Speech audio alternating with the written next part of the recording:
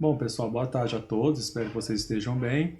A gente vai agora para a última aula do PET 3, cujo tema é os desastres ambientais provocados pela atividade mineradora.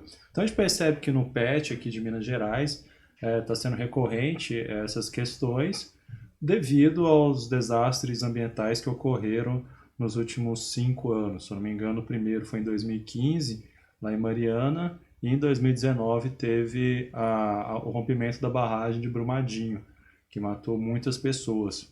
Né? Então, assim, eu percebo que a postura do Estado está trazendo esse tema por ser algo atual, né, e é um problema do qual o Estado de Minas, infelizmente, enfrentou, né, há pouco tempo atrás. Então tá aqui, né? Eu dei uma lida no material, né? O material ele traz, na verdade, é um texto muito pequeno, tá? Eu acho que o mais interessante mesmo é vocês verem esses documentários que estão aqui propostos. Tá? Esse primeiro aqui, ele é bem triste mesmo, eu vi ele agora. Tá? Esse segundo fala sobre as vítimas da barragem do Vale de Brumadinho. Esse aqui já fala dos dois, de Brumadinho e de Mariana. Então vamos a o que o texto mostra, na verdade, né? Mostra que a atividade mineradora ela é muito importante aqui para o estado. A gente já viu algumas aulas atrás, se eu não me engano, eu falei para vocês que a mineração é a principal atividade aqui de Minas Gerais, né? O PIB, digamos assim, o que nós mais exportamos é minério. Então ela é muito importante para a economia do estado. Porém a forma como a mineração ela vem ocorrendo aqui, não só em Minas, mas no Brasil inteiro, de forma negligente em relação às posturas ambientais, a segurança do trabalho, a segurança das áreas de entorno.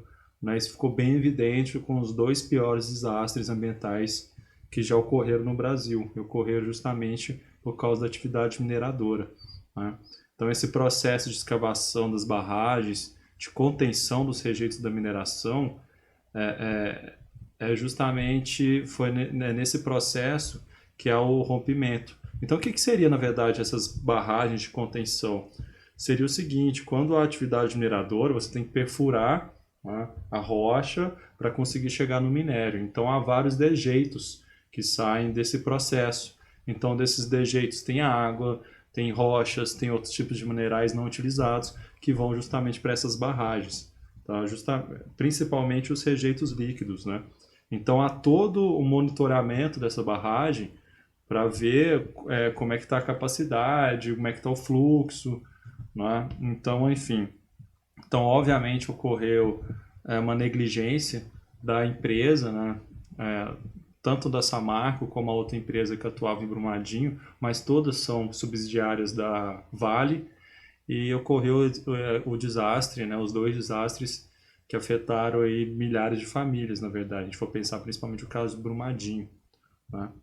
Então, assim, o que poderia ser feito? Né? O que deveria ser feito, na verdade? Seria justamente essas leis trabalhistas e ambientais mais rígidas, um maior controle por parte do Estado em relação à atuação dessas empresas. Né? Acho que a gente já pode ir direto nas questões, o texto é muito pequeno, né, que fala um pouquinho do rompimento das barragens, tanto lá em Beto Rodrigues, com o distrito de Mariana, que foi em 2015, como o que aconteceu em janeiro de 2019, lá em Brumadinho. Tá? Então eu percebi que as questões aqui, que eu li um pouquinho antes, elas requerem uma determinada pesquisa, digamos assim. Né? Então aqui tem uma frase de um dos moradores, né? É bem triste, né, os documentários, né? Depois vocês podem assistir, vale a pena. Muito triste o que o pessoal passou e continua passando.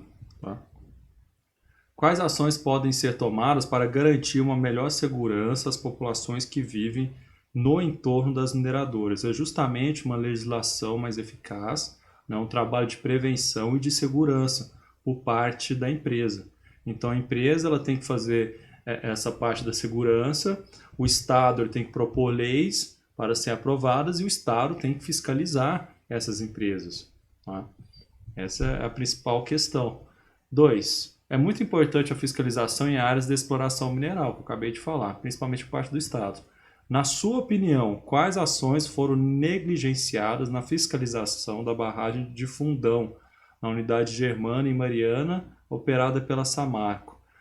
Justamente não houve uma fiscalização, ou pelo menos se houve uma fiscalização, não teve o alerta necessário para os riscos que aquela barragem corria de rebentar, foi o que aconteceu, né? Então houve uma negligência e muito por parte da empresa. Por quê? Porque para consertar aquilo que necessitava, a empresa deveria gastar mais dinheiro, né?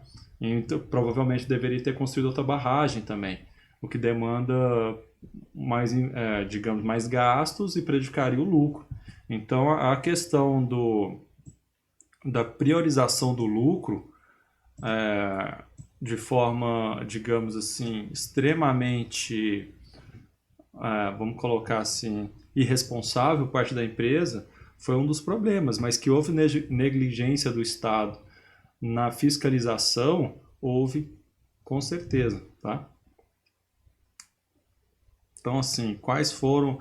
Olha, essa parte assim mais específica e técnica, eu acho que ela é meio complicada de encontrar. Vocês podem encontrar até no Google e tal, mas eu acho que o principal dessa questão aqui é vocês falarem por que que o Estado negligenciou, tá? Por que que a empresa também, ela, digamos assim, ela não fez o que deveria ter feito. Isso tudo com base no lucro, né?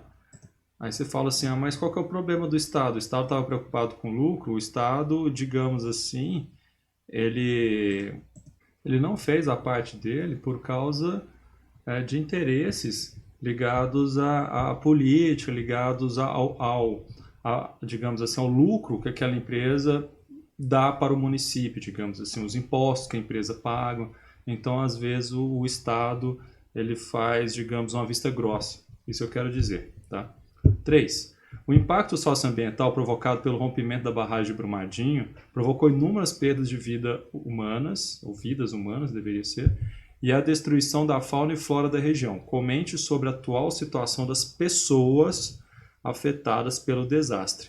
Então, se vocês forem pesquisar, vão ver que ainda o processo está ocorrendo, né, para que as pessoas possam receber o dinheiro, enfim, da ação que eles entraram, mas nada recupera vidas humanas que foram perdidas, né? Então, a situação da maioria das pessoas, eles estão morando em aluguel, pago pela Vale. Muitas pessoas perderam restaurantes, perderam comércio e tal. Então, essas pessoas, elas vivem, se eu não me engano, a Vale está pagando um salário mensal, algo assim, até sair o resultado das ações. Mas a atual situação dessas pessoas é de trauma.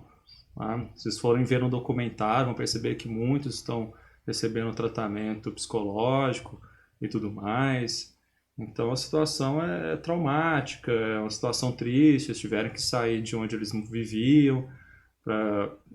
Você vê casos de pessoas que moravam naquela mesma localidade há 40 anos. Então a vida nunca mais vai ser a mesma, né? 4. É comum ouvirmos sobre desenvolvimento sustentável. A gente já viu uma aula sobre desenvolvimento sustentável.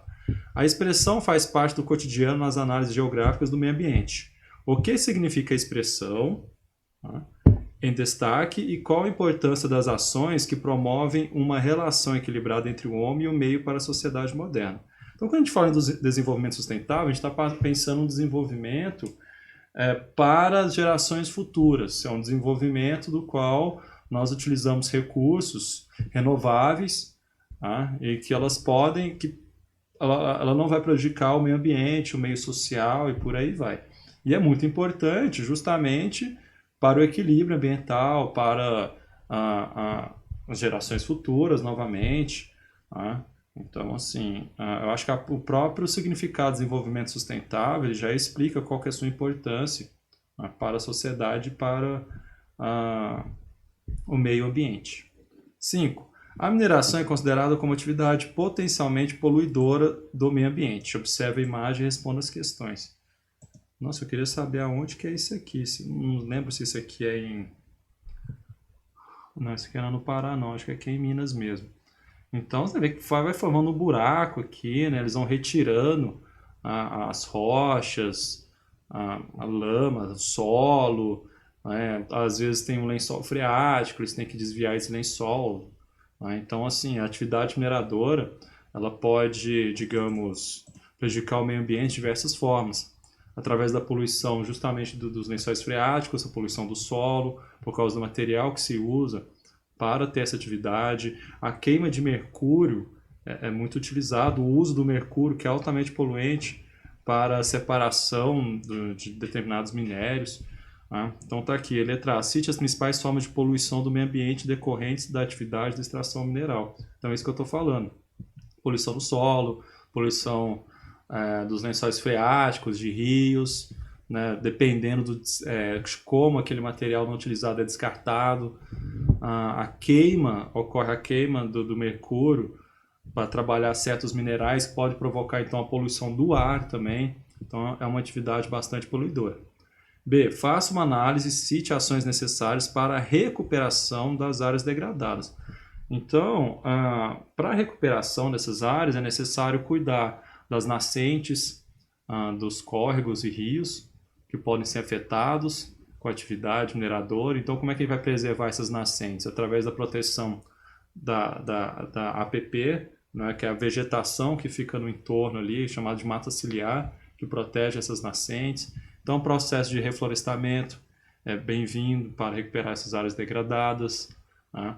E sempre a fiscalização, sempre monitoramento também dos dejeitos que são rejeitados durante todo esse processo de mineração. Tá? Bom, pessoal, então é isso, né? Vocês têm uma semana para fazer essas atividades. Provavelmente o Estado já vai estar lançando o PET 4, qualquer coisa. Como por algum problema o aplicativo não está me notificando sobre comentários, vocês podem me mandar dúvidas ou qualquer coisa assim pelo e-mail que eu coloquei para vocês. Tá? Então é isso aí, até a próxima.